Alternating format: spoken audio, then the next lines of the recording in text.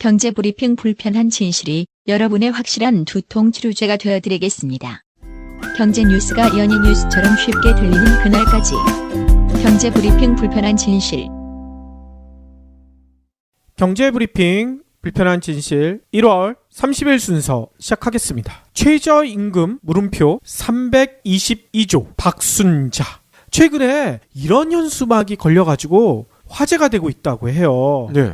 오마이뉴스가 전한 소식인데요. 이 현수막은요, 안산 단원구 문화광장 거리에 걸려 있다고 합니다. 아니 근데 좀 이상하지 않아요? 최저임금 그 다음에 322조. 이 얘기는 일반인들이 이렇게 오해할 거 아닙니까? 최저임금 때문에 노동자들이 322조 원을 받거나 아니면 322조 원을 세금으로 더 내거나 뭐 이런 의미라고 생각할 거 아니에요? 그렇죠. 박순자도 궁금해요.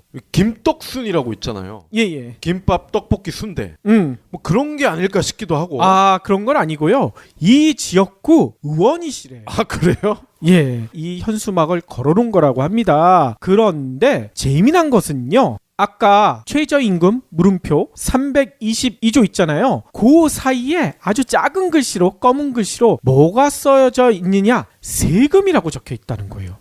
그러면 일반인들은 최저임금 때문에 322조가 세금으로 새어나간다, 이렇게 생각할 거 아니겠습니까? 네. 그래서 오마이뉴스 기자가 이게 뭔가 이상하다, 요 현수막을 사진을 찍어봤다는 거예요. 찍어보고 이렇게 좀 보다 보니까 아주 작은 글씨로 보험약관 같은 그런 글씨로 뭐가 하나 더 적혀 있어서 그 사진을 확대해봤대요. 확대해봤더니만 322조 아까 그 문구 아래 콩알만한 글씨가 그때서야 보이는데 뭐라고 써져 있는지 아세요? 2050년까지. 이게 뭔 얘기겠습니까? 2050년이면 지금으로부터 한 32년 후 얘기 아니에요. 네. 그때까지 이렇게 쓰인다는 얘기겠죠? 이거를 하는 의도가 뭡니까? 그러니까 이 박순자 의원이요, 지금 새누리당 의원이었다가 박근혜 탄핵 이후 바른정당으로 당적을 옮겼다가 다시 자유한국당으로 당적을 옮긴 철새 국회의원인데, 이거를 자신이 최저임금 반대한다는 입장에서 현수막을 내걸지 않았을까, 이런 생각이 든다는 거죠. 근데 지역구를 보니까 안산 단원이네요? 그렇죠. 여기에는 공단에 다니시는 분들 중에 최저임금 혜택을 받으시는 분들이 엄청나게 많잖아요. 네. 그런데 이런 현수막을 걸어놓은 거예요. 저는 좀 상식적으로는 이해가 안 되네요. 이 안산 단원이면은 우리 세월호 그 사고로 안타깝게 일찍 세상을 뗀 학생들, 그 학생들이 다녔던 학교가 있는 지역 아니에요? 그러니까요. 아니 그런 지역 국회의원이 그쪽 사람이라는 것도 웃기지만 아무튼 웃기지 않습니까? 32년 후까지 예측을 해가지고 이렇게 세금을 쓰인다. 아니 그러면 322조 원이 근거가 있는 얘기냐? 오마이뉴스 기자뿐만 아니라 여러 기자들이 물어봤다는 거예요. 322조가 도대체 어느 보고서에 나와 있는 얘기냐? 그랬더니 보고서 같은 건 없고 자기들 당협 회의할 때 누가 한 얘기래요.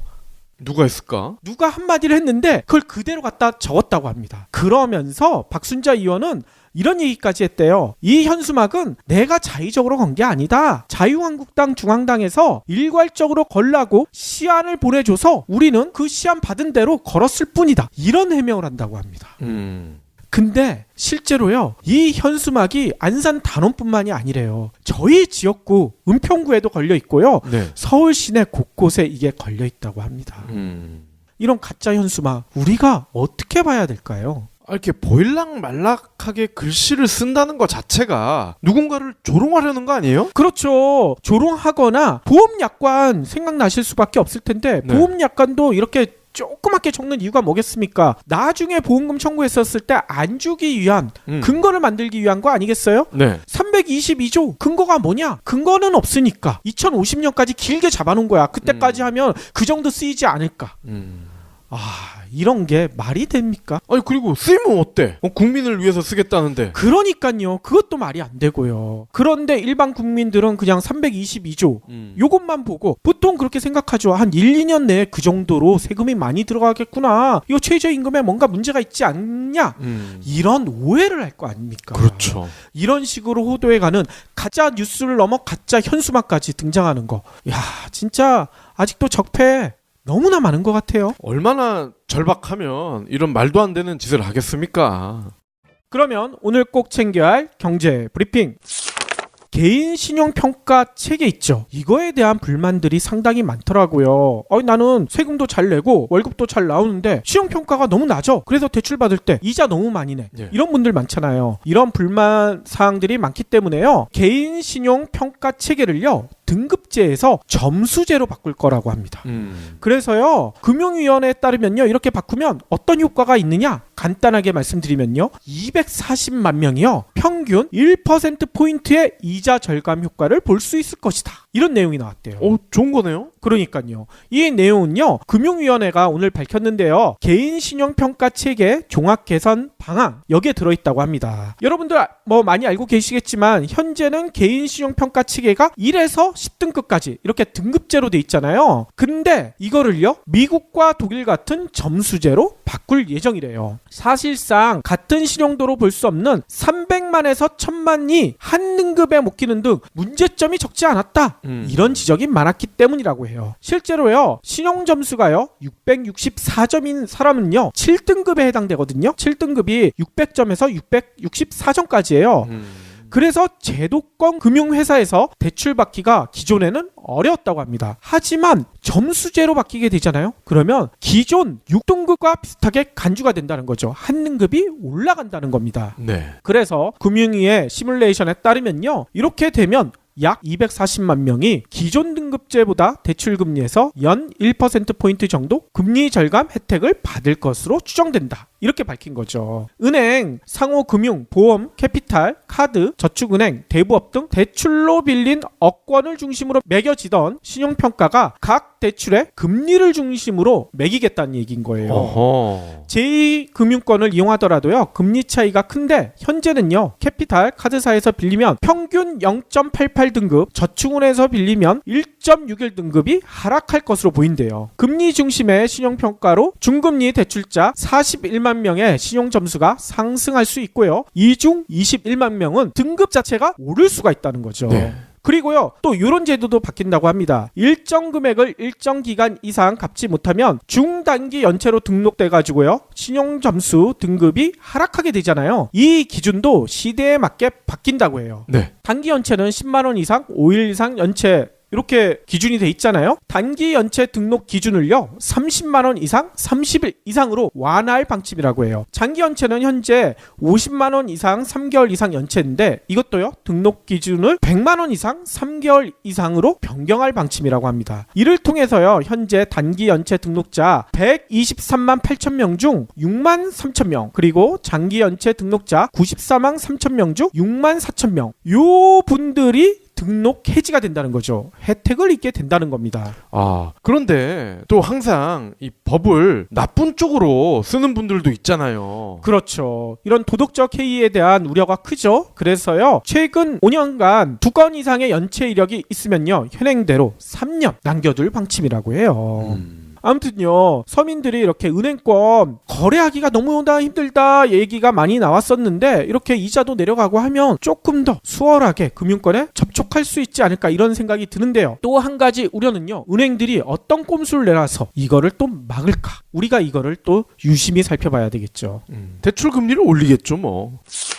다음 소식입니다. 이동통신사와 휴대폰 제조업체가 제공하는 단말기 지원금을 각각 구분해서 공시하는 단말기 분리 공시제가요 6월에 도입이 됩니다. 앞서 5월부터는 우리나라와 해외 주요국의 프리미엄 단말기 출고가를 비교해서 알려주는 비교 공시제도 시행이 됩니다. 오호. 30일 방통위가 발표한 올해 주요 업무 계획에 따르면요. 이르면 6월까지 분리공시제를 시행할 방침입니다. 분리공시제 좀 더 설명을 드리면요. 단말기 지원금을 공시할 때 이통사와 제조업체 재원을 각각 구분해서 공시한다는 거죠. 예를 들어서 갤럭시를 산다. 그러면 갤럭시는 삼성이 만들지 않습니까? 근데 이 갤럭시를 SK텔레콤에서 개통을 했다. 그러면 삼성에서 제공하는 지원금, SKT에서 지원하는 지원금 이거를 따로따로 적어주겠다는 거죠. 그렇죠. 그렇지만 지금은 분리공시제가 아니기 때문에 우리가 지원금을 받더라도 이게 SKT에서 나온 돈인지 삼성에서 나온 돈인지 몰랐었잖아요. 그렇죠. 하지만 이렇게 분리공시제가 6월부터 되면 서로가 경쟁할 거 아닙니까? 삼성과 LG도 경쟁하고 애플도 경쟁하게 될 거고 네. 이렇게 되면 단말기 가격이 좀 낮아질 낮아지지 않을까 이런 기대를 하는 거죠. 아무래도 다 노출이 되면 조금이라도 지원을 더 해줄 수밖에 없겠죠. 그렇죠. 현재 국회에는 분리공시제 도입을 골자로 한 이동통신 단말기 유통구조 개선법, 단통법이죠. 이 단통법 개정안들이 계류 중입니다. 이에 대한 입법화를 적극 지원하겠다는 계획입니다. 아울러 방통위는요, 미국, 프랑스, 독일 등 OECD 주요국과 우리나라의 프리미엄 단말기 출고가 공시도 5월부터 실시를 하는데요. 국제적인 가격 비교를 통해서 단말기 출고가도 내려보겠다. 이러한 취지죠. 아하. 삼성의 갤럭시 S와 갤노트 시리즈, LG의 GV 시리즈, 애플의 아이폰 등이 공시 대상이 될 것으로 보이고요. 통신 관련 정보 제공 홈페이지인 와이즈 유저 여기에 공개가 됩니다. 진짜 반가운 소식인 것 같은데요. 조금 아쉬운 점이 있죠. 이참에 기본료도 폐지하고요. 자급제도 좀 확산할 수 있는 이런 제도까지 꺼내 나오면 좋을 것 같아요. 너무 띄엄띄엄 나오는 것 같아.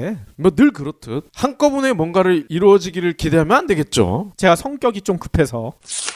우리나라 국민 5명 중 1명이 이거를 생각하고 있대요. 이게 이걸? 뭘까요? 이거? 예, 경불진을 생각하고 있을까요? 저녁에 무슨 술 마실까? 아니면 박 PD 아재 개그를 생각하고 있을까?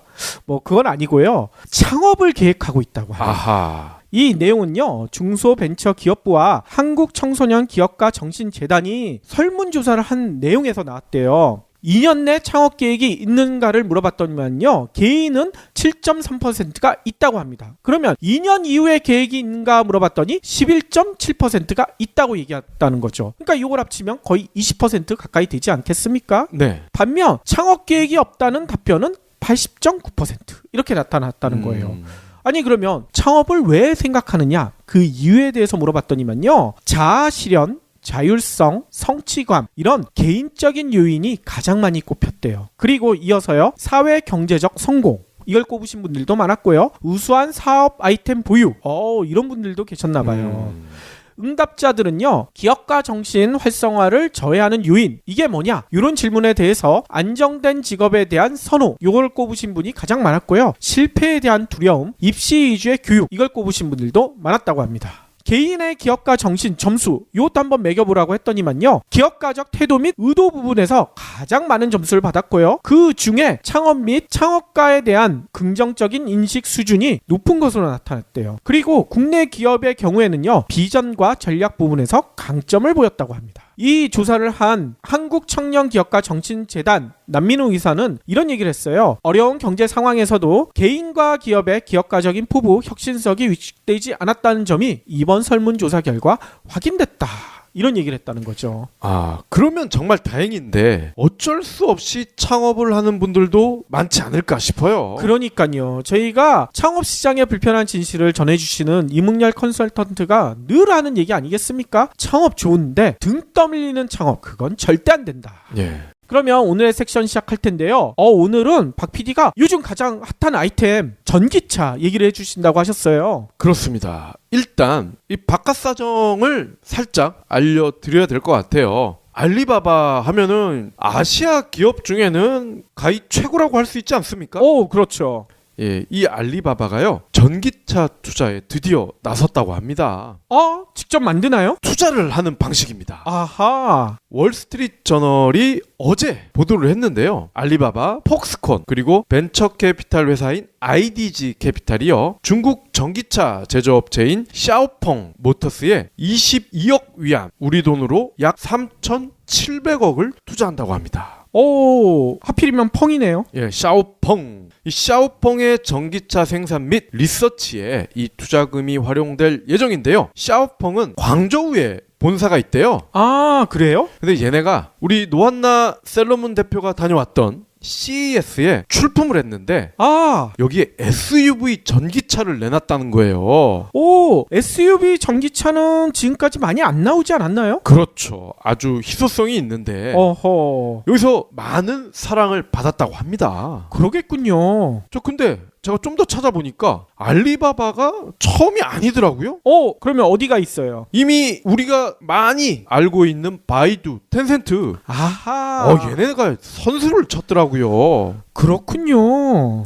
이 두 회사는요 25억 달러 이상을 신생 전기차 업체인 니오 그리고 WM 모터스에 투자를 했고요. 텐센트는 이와는 별도로 작년 3월에 그 유명한 테슬라 지분 5%를 매입을 했어요. 아, 그래요? 18억 달러를 주고. 와하. 그러니까 알리바바, 텐센트, 바이두, 중국을 대표하는 이 빅3 업체들이 이미 전기차에 한 다리씩 다 걸치고 있다는 거죠. 그렇군요. 이 즈음에 우리나라 전기차 시장이 연초부터 달아오르고 있다는 겁니다. 아, 최근 출시된 전기차 모델이요 1회 충전당 이제 어느덧 400km를 주파를 하게 됐다는 거죠. 그렇죠.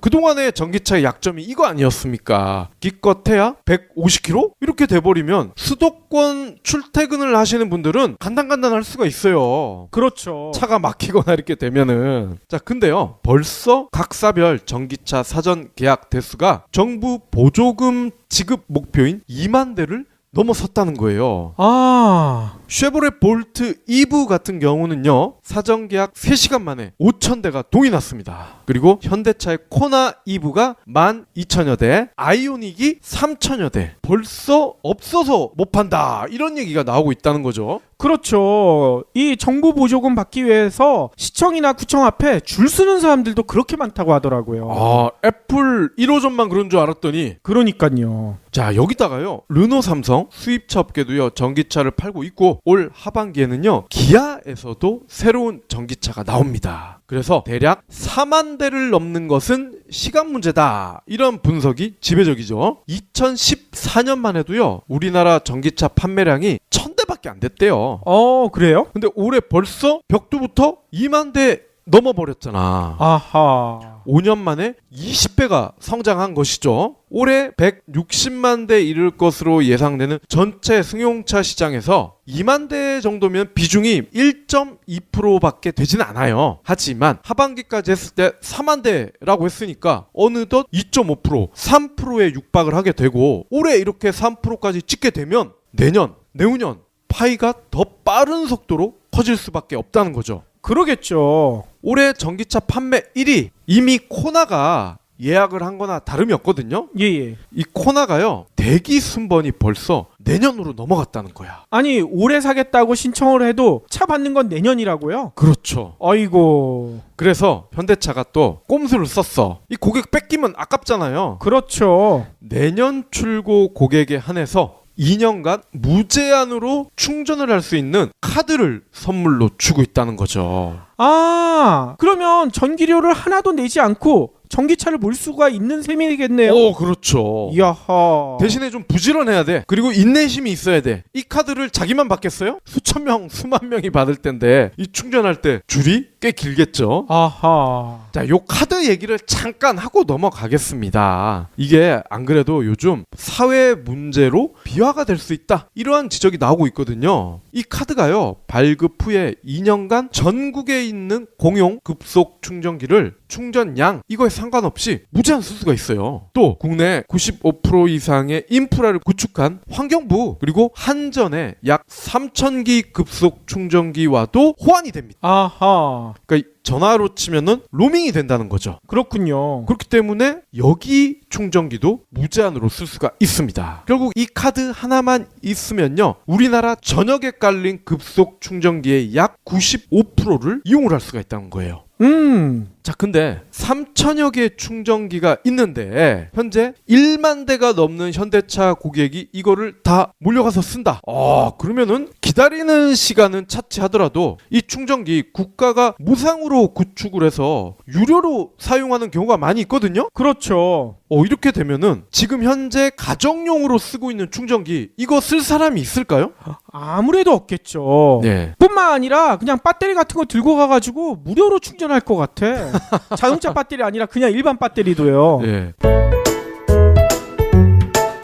자, 근데 이런 환경부나 한전 공공 조직 아닙니까? 그렇죠. 이 공공 조직에서 만든 이 충전기를 사기업의 고객이 사실상 무료로 씀으로 인해서 다른 사람들에게 민폐를 끼칠 수가 있는 거 아닙니까? 그렇죠. 이게 사회적 문제로 비화가 될 수가 있는데 현대차가 후속 대처를 어떻게 할지 이것도 한번 지켜봐야 될 것 같아요. 1회 충전 시 주행거리가 400km에 육박하는 신차들이 많이 나오면서 이제 전기차 살만한 거 아니야? 이렇게 생각하시는 분들이 많이 늘어난 거는 분명한 것 같아요. 주변에서도 많이 물어보더라고요. 전기차 사고 싶은데 추천할 만한 모델이 있느냐? 예, 물론 아직까지도 충전 인프라 이게 좀 미비해서 불편할 수도 있지만 그래도 400km를 달릴 수가 있다면 그러한 불편함을 감수할 용의가 있다. 이런 분들 분명히 계시거든요. 그렇죠. 예, 그리고 요거를 만약에 하루에 내가 왕복 100km를 탄다. 서울에서 일산 또는 서울에서 용인 이렇게 출퇴근을 하는데 이런 분들이 기름으로 따지면은 못 나와도 기름값 30만 원은 나오거든요. 그렇죠. 근데 전기차로 이용을 하면요. 이게 3만 원밖에 안 나옵니다. 그러니까 순수하게 이동에 드는 비용만 따졌을 때 사실상 10분의 1이면 된다는 거예요. 그렇죠. 그리고 그 정도 타시는 분들은요, 일주일에 한 번 정도만 충전하면 되기 때문에 요즘은 이마트나 이케아만 가도 이게 충전할 수 있는 시설이 있어요. 네. 일주일에 한 번씩만 가가지고 거기서 충전하면 되거든. 그렇죠. 아직까지는 많지 않기 때문에 사람들이 기다려도 많이 기다리지 않는다는 거. 그러니까요. 하지만 현대가 들어왔기 때문에 2년짜리 공짜 카드를 마구 뿌리고 있기 때문에 앞으로는 좀 기다리셔야 될 것 같은데요. 거기다가 전기차가 또 혜택이 있어요. 각종 세제 혜택과 함께 고속도로 통행료, 주차장 할인 이런 게 가능하거든요. 그렇죠. 자, 근데 이렇게 연초 벽두부터 2만 대가 넘게 주문이 들어왔다. 이게 과연 전기차의 상품성 때문인 것인가? 요거를 한번 생각해 볼 필요가 있다는 거죠. 장기적으로 전기차를 비롯해 친환경차 대중화 시대에 접어들겠죠. 시간 문제겠죠. 하지만 최근에 전기차 인기가 보조금 축소를 우려한 수요가 몰린 것은 아닌가. 이것도 우리가 생각을 해봐야 된다는 거죠. 보조금이 갈수록 줄어들고 있다. 환경부에서도 이거를 묵인하고 있다는 거예요. 대놓고 얘기는 하지 않아. 하지만 그런 식으로 소비자들이 이해할 수밖에 없도록 그렇게 설명을 하고 있다는 겁니다. 그러니까 하루라도 빨리 내년은 보조금이 더 줄어. 올해 그냥 사버려. 이런 분들이 몰려들고 있다. 즉 거품이 있을 수도 있다는 겁니다. 그렇죠. 전기차가요. 차값만 놓고 봤을 때는 비싼 차입니다. 볼트 이브 엔트리 모델이요. 4,558만 원. 이 정도면 BMW 벤츠의 3시리즈 C클래스 가격이에요. 그런데 올해 전기차 구입을 하면요. 등급별 최대 1,200만 원의 국고 보조금 플러스 지자체 보조금이요. 550만 원. 요건 이제 서울 기준입니다. 지역별로 차이가 나요. 제주 같은 경우는 좀 더 준다고 하더라고요. 세제 혜택 등을 포함을 하면요. 이것만 해도 2,500만 원이 돼요. 절반이 넘네요. 예, 그렇기 때문에 아까 볼트 이브가 4,500만 원 정도 한다고 말씀을 드렸잖아요. 그렇죠. 거의 반값에 살 수가 있다는 거예요. 어허. 이 정도면은 소나타보다 오히려 쌀 수가 있겠죠. 그렇군요. 아니 근데 문제는 아까도 얘기했듯이 보조금이 앞으로는 줄어들 수도 있다 이런 얘기가 나오고 있잖아요. 맞습니다. 환경부가요. 단계적으로 매년 전기차 보조금을 축소할 것 같은데 라고 이렇게 밝힌 적이 있거든요. 그러니까 축소하겠다 이것도 아니고 축소할 것 같은 걸 이라고만 밝혔어요. 근데 아무래도 보조금 예산이 천문학적으로 늘리기가 쉽지 않기 때문에 반면에 전기차를 사려는 분들은 많이 늘어날 거고 결국 혜택을 받을 수 있는 금액은 줄어들 수밖에 없다는 거죠. 그렇군요. 아니 그리고 아까도 잠깐 얘기했지만 이 보조금 받기 위해서 구청 앞에 줄을 쫙 쓰는 일 이게 작년까지만 해도 상당히 심했었거든요. 네. 그래서 정부가 새로운 방식을 추가로 도입을 했어요. 이른바 국고 보조금 신청 방식 이게 선착순이었는데 올해부터는요. 출고 등록순 이걸로도 가능하다고 합니다. 그래요? 출고 등록순이 뭡니까? 내 차에 번호판이 달릴 때 그때 보조금을 주겠다. 아하. 이렇게 되면 합리적이지 않습니까? 그렇긴 하네요. 이게 왜냐면 메이커별로 대기가 긴 곳도 있고 바로 빼줄 수 있는 것도 있고 차이가 많이 납니다. 그러면 출고를 해서 등록을 해서 번호판이 달면 그 사람에게 보조금을 먼저 주는 거 어떻게 어떻게 보면 가장 합리적이지 않겠습니까? 그렇죠. 아니 근데 아까 올해 주문해도 내년에 나온 차는 이거 보조금 자칫하다가 못 받을 수도 있겠네요. 그렇습니다. 당장 출고 등록순으로 하면 혼란이 올 수도 있잖아요. 그렇기 때문에 기존에 했던 선착순 이 방식도 가고요. 출고 등록순도 병행을 하겠다는 겁니다. 아, 병행이에요? 네, 그렇기 때문에 소비자 입장에서는 가장 빨리 돌아오는 그 방식을 선택을 하면 된다는 거죠. 그런데 연초부터 전기차 선 구매가 2만 대를 넘어섰다 이렇게 말씀을 드렸는데 허수가 상당히 있을 것 같아요. 왜냐? 볼트도 사고 코나도 사고 아이오닉도 예매를 하는 거야. 왜냐면 지금 코나가 내년까지 기다려야 된다고 하는데 내 순번까지 안 돌아오면 어떡하지? 정말 내년까지 가서야 내 순번이 돌아오면 어떡하지? 그리고 어차피 예약이기 때문에 10만 원만 걸면 돼요. 그러니까 세대를 예약을 하려면 30만 원을 걸고 나중에 이거 취소를 하면 또 10만 원 돌려줄 거 아닙니까? 그러겠죠. 그러니까 손해볼 게 없어. 그렇기 때문에 한 사람이 세대 중복 예약을 할 수가 있다는 거죠. 아하. 그렇기 때문에 이 2만 대가 어쩌면 3으로 나누면은 한 6천 명, 7천 명 그 정도 나오지 않습니까? 그럴 수도 있겠군요. 이분들이 실구매자가 될 가능성이 작지 않다는 거죠. 그렇군요. 아니 그리고 또 어떤 분은 이런 의혹을 제기하더라고요. 전기차 한 번 충전으로 절대 400km 못 간다. 물론이죠. 절대 못 갑니다. 왜냐? 400km 갈 수 있는 거는요. 차에 짐을 다 빼고 트렁크 다 비우고 심지어 국내 모 제조사 같은 경우는 시트까지 다 떼놔버려. 어허. 그런 다음에 연비를 잽니다. 전기차도 마찬가지죠. 우리가 겨울에 히터 틀어야 될 거 아닙니까? 여름에 에어컨 틀어야 되겠죠. 이 경우에 순수 전기차인 경우에는 오히려 연비가 내연기관차에 비해서 더 많이 떨어질 수도 있습니다. 그렇죠. 그리고 배터리의 또 단점 중에 하나가 날씨가 추워지면 충전 효율이 엄청 떨어지잖아요. 지금 스마트폰 배터리도 날씨가 추워지면서 더 빨리 닳는다 이런 분들이 많거든요. 네. 전기차도 비슷하지 않을까 이런 생각이 들어요. 맞습니다. 저희가 지금 전기차 이 친환경 제품이기 때문에 좋은 건데 왜 자꾸 나쁜 얘기를 계속 하느냐 이러실 수도 있는데 나쁜 얘기라기보다는요. 전기차를 구매하실 때 이 점을 필히 고려를 해야 된다는 겁니다. 그렇죠. 지금 전기차를 사시는 분들은 그래도 얼리 어댑터시잖아요. 얼리 어댑터라고 해서 무조건 독박 써야 된다 이런 법은 없잖아요. 그렇죠. 아니 너무 기대감만 가지고 샀다가 실망하면 그게 더 큰일이잖아요. 네. 자, 그리고 현재 충전을 할 때도요. 지금 테슬라 같은 경우가 급속 충전을 했을 때 30분에서 45분이 걸린다고 합니다. 자, 근데 우리가 주유소에서 기름을 넣을 때 얼마나 걸리죠? 줄을 서지 않는 이상은 5만 원 정도 주유를 했을 때 한 1분 걸리나요? 1분은 조금 짧고요. 네. 왜냐면 그 주유원이랑도 얘기도 해야 되고 날씨가 춥네요. 이런 인사도 건네야 되고. 요즘 다 셀프잖아요.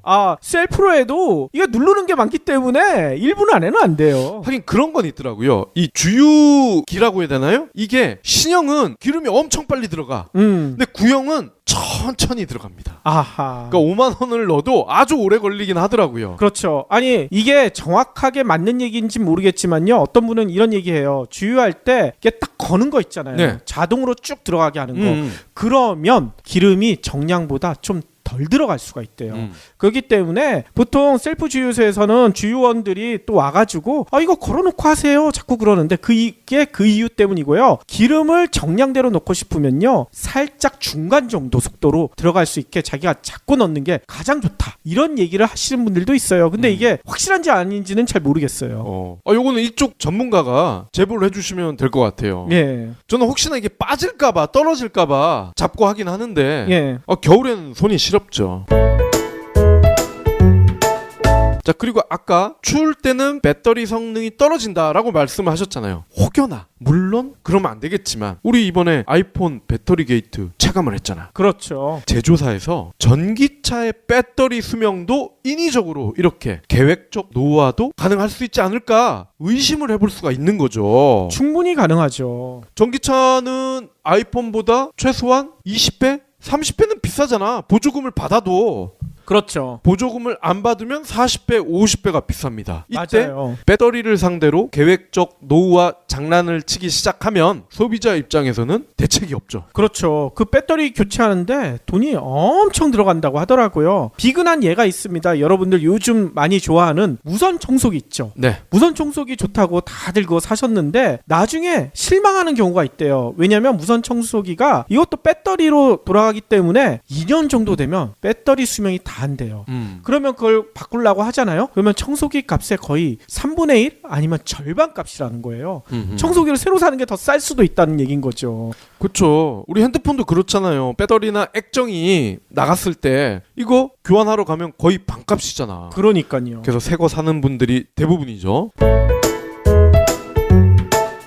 그리고 구조적인 측면에서도 이 전기차 산업을 들여다볼 필요가 있는데 중국, 미국 같은 경우는 전기차를 우리보다는 훨씬 많이 탑니다. 상용화가 이미 돼 있다고 봐도 무방한데요. 왜 한국에서는 상용화가 더딜까?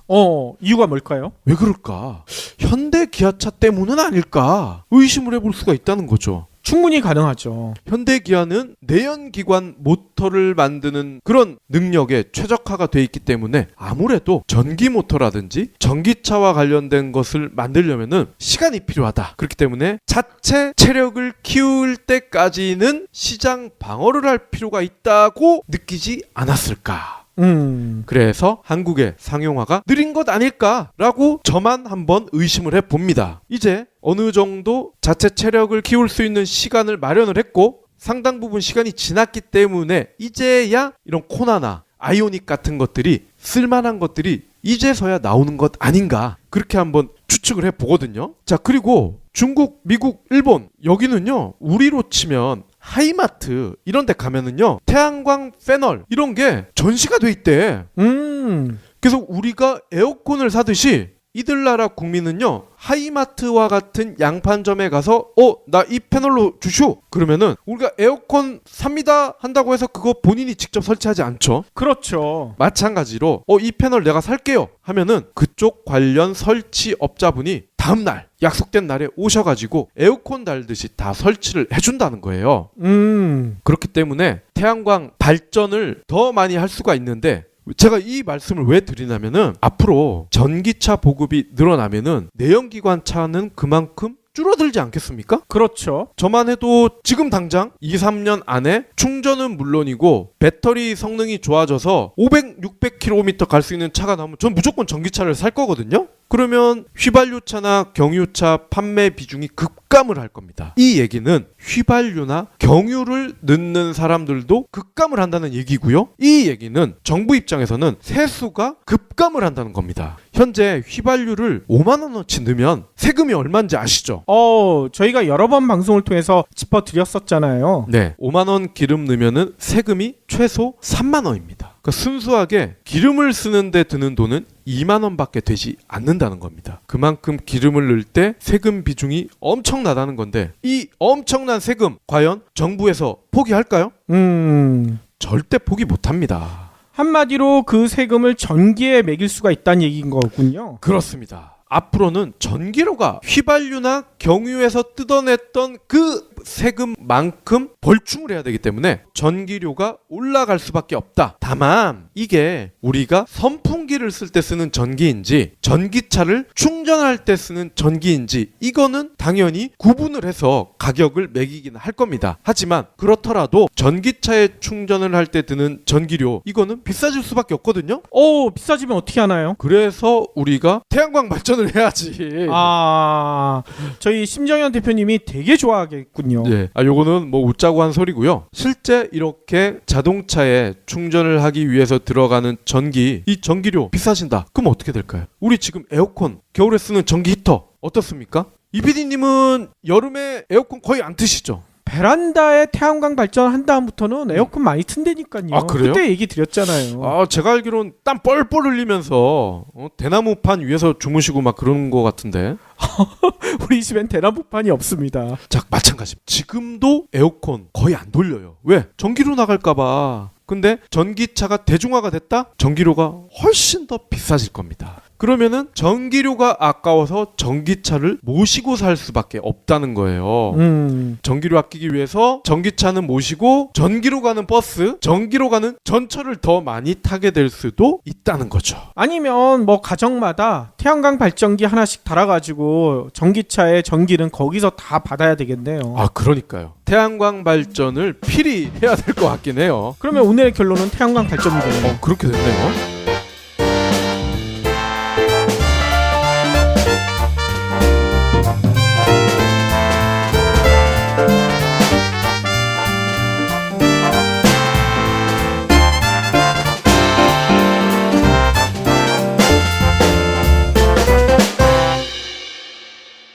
경제브리핑 불편한 진실 완수해주셔서 감사합니다.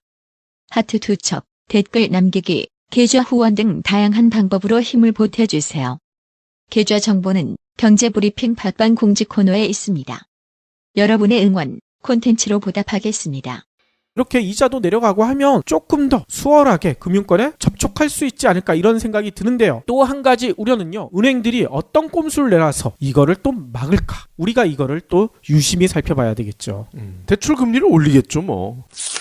다음 소식입니다. 이동통신사와 휴대폰 제조업체가 제공하는 단말기 지원금을 각각 구분해서 공시하는 단말기 분리 공시제가요 6월에 도입이 됩니다. 앞서 5월부터는 우리나라와 해외 주요국의 프리미엄 단말기 출고가를 비교해서 알려주는 비교 공시제도 시행이 됩니다. 오호. 30일 방통위가 발표한 올해 주요 업무 계획에 따르면요. 이르면 6월까지 분리공시제를 시행할 방침입니다. 분리공시제 좀 더 설명을 드리면요. 단말기 지원금을 공시할 때 이통사와 제조업체 재원을 각각 구분해서 공시한다는 거죠. 예를 들어서 갤럭시를 산다. 그러면 갤럭시는 삼성이 만들지 않습니까? 근데 이 갤럭시를 SK텔레콤에서 개통을 했다. 그러면 삼성에서 제공하는 지원금, SKT에서 지원하는 지원금 이거를 따로따로 적어주겠다는 거죠. 그렇죠. 그렇지만 지금은 분리공시제가 아니기 때문에 우리가 지원금을 받더라도 이게 SKT에서 나온 돈인지 삼성에서 나온 돈인지 몰랐었잖아요. 그렇죠. 하지만 이렇게 분리공시제가 6월부터 되면 서로가 경쟁할 거 아닙니까? 삼성과 LG도 경쟁하고 애플도 경쟁하게 될 거고. 네. 이렇게 되면 단말기 가격이 좀 낮아지지 않을까 이런 기대를 하는 거죠. 아무래도 다 노출이 되면 조금이라도 지원을 더 해줄 수밖에 없겠죠. 그렇죠.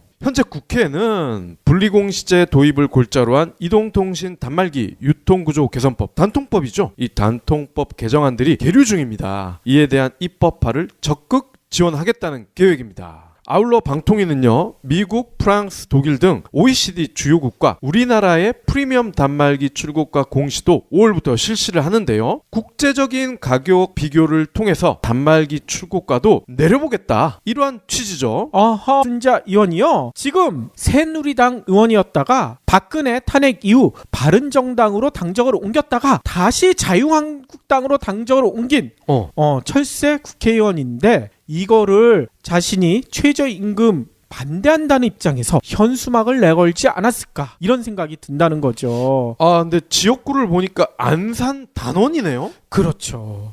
여기에는 공단에 다니시는 분들 중에 최저임금 혜택을 받으신 분들이 엄청나게 많잖아요. 네. 그런데 이런 현수막을 걸어놓은 거예요. 아, 저는 좀 상식적으로는 이해가 안 되네요. 이 안산 단원이면은 우리 세월호 그 사고로 안타깝게 일찍 세상을 뗀 학생들, 그 학생들이 다녔던 학교가 있는 지역 아니에요? 그러니까요. 아니 그런 지역 국회의원이 그쪽 사람이라는 것도 웃기지만 아무튼 웃기지 않습니까? 32년 후까지 예측을 해가지고 이렇게 세금을 쓰인다. 아니 그러면 322조 원이 근거가 있는 얘기냐? 오마이뉴스 기자뿐만 아니라 여러 기자들이 물어봤다는 거예요. 322조가 도대체 어느 보고서에 나와 있는 얘기냐? 그랬더니 보고서 같은 건 없고 자기들 당협 회의할 때 누가 한 얘기를 해요. 누가 했을까? 누가 한마디를 했는데 그걸 그대로 갖다 적었다고 합니다. 그러면서 박순자 의원은 이런 얘기까지 했대요. 이 현수막은 내가 자의적으로 건 게 아니다. 자유한국당 중앙당에서 일괄적으로 걸라고 시안을 보내줘서 우리는 그 시안 받은 대로 걸었을 뿐이다. 이런 해명을 한다고 합니다. 근데 실제로요, 이 현수막이 안산 단원뿐만이 아니래요. 저희 지역구 은평구에도 걸려 있고요. 네. 서울 시내 곳곳에 이게 걸려 있다고 합니다. 이런 가짜 현수막 우리가 어떻게 봐야 될까요? 이렇게 보일락말락하게 글씨를 쓴다는 것 자체가 누군가를 조롱하려는 거 아니에요? 그렇죠. 조롱하거나 보험약관 생각나실 수밖에 없을 텐데 네. 보험약관도 이렇게 조그맣게 적는 이유가 뭐겠습니까? 나중에 보험금 청구했었을 때 안 주기 위한 근거를 만들기 위한 거 아니겠어요? 네. 322조 근거가 뭐냐? 근거는 없으니까 2050년까지 길게 잡아놓은 거야. 그때까지 하면 그 정도 쓰이지 않을까? 이런 게 말이 됩니까? 아니 그리고 쓰이면 어때? 국민을 위해서 쓰겠다는데. 그러니까요. 그것도 말이 안 되고요. 그런데 일반 국민들은 그냥 322조 요것만 보고 보통 그렇게 생각하죠. 한 1, 2년 내에 그 정도로 세금이 많이 들어가겠구나. 이거 최저임금에 뭔가 문제가 있지 않냐? 이런 오해를 할 거 아닙니까? 그렇죠. 이런 식으로 호도해가는 가짜 뉴스를 넘어 가짜 현수막까지 등장하는 거. 야, 진짜 아직도 적폐 너무나 많은 것 같아요. 얼마나 절박하면 이런 말도 안 되는 짓을 하겠습니까? 그러면 오늘 꼭 챙겨야 할 경제 브리핑. 개인 신용평가 체계 있죠. 이거에 대한 불만들이 상당히 많더라고요. 나는 세금도 잘 내고 월급도 잘 나오는데 신용평가가 너무 낮아. 그래서 대출 받을 때 이자 너무 많이 내. 예. 이런 분들 많잖아요. 이런 불만 사항들이 많기 때문에요. 개인 신용평가 체계를요. 등급제에서 점수제로 바꿀 거라고 합니다. 그래서요. 금융위원회에 따르면요. 이렇게 바꾸면 어떤 효과가 있느냐? 간단하게 말씀드리면요. 240만 명이요. 평균 1%포인트의 이자 절감 효과를 볼 수 있을 것이다. 이런 내용이 나왔대요. 좋은 거네요. 그러니까요. 이 내용은요. 금융위원회가 오늘 밝혔는데요. 개인 신용평가 체계 종합 개선 방안 여기에 들어있다고 합니다. 여러분들 많이 알고 계시겠지만 현재는 개인 신용평가 체계가 1에서 10등급까지 이렇게 등급제로 돼 있잖아요. 근데 이거를요. 미국과 독일 같은 점수제로 바꿀 예정이래요. 사실상 같은 신용도로 볼 수 없는 300만에서 1000만이 한 등급에 못 끼는 등 문제점이 적지 않았다. 이런 지적이 많았기 때문이라고 해요. 실제로요. 신용 점수가요. 664점인 사람은요. 7등급에 해당되거든요. 7등급이 600점에서 664점까지예요. 그래서 제도권 금융회사에서 대출 받기가 기존에는 어려웠다고 합니다. 하지만 경제 브리핑 불편한 진실이 여러분의 확실한 두통 치료제가 되어드리겠습니다. 경제 뉴스가 연예 뉴스처럼 쉽게 들리는 그날까지. 경제 브리핑 불편한 진실. 경제 브리핑 불편한 진실 1월 30일 순서 시작하겠습니다. 최저임금 물음표 322조 박순자. 최근에 이런 현수막이 걸려가지고 화제가 되고 있다고 해요. 네. 오마이뉴스가 전한 소식인데요. 이 현수막은요. 안산 단원구 문화광장 거리에 걸려 있다고 합니다. 아니 근데 좀 이상하지 않아요? 최저임금 그 다음에 322조. 이 얘기는 일반인들이 이렇게 오해할 거 아닙니까? 최저임금 때문에 노동자들이 322조 원을 받거나 아니면 322조 원을 세금으로 더 내거나 이런 의미라고 생각할 거 아니에요? 그렇죠. 박순자도 궁금해요. 김떡순이라고 있잖아요. 예예. 김밥, 떡볶이, 순대. 그런 게 아닐까 싶기도 하고.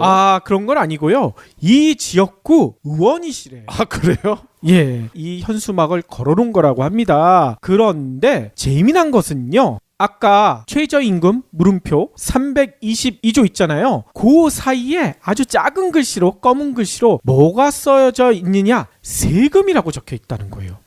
그러면 일반인들은 최저임금 때문에 322조가 세금으로 새어나간다 이렇게 생각할 거 아니겠습니까? 네. 그래서 오마이뉴스 기자가 이게 뭔가 이상하다 요 현수막을 사진을 찍어봤다는 거예요. 찍어보고 이렇게 좀 보다 보니까 아주 작은 글씨로 보험약관 같은 그런 글씨로 뭐가 하나 더 적혀 있어서 그 사진을 확대해봤대요. 확대해봤더니만 322조 아까 그 문구 아래 콩알만한 글씨가 그때서야 보이는데 뭐라고 써져 있는지 아세요?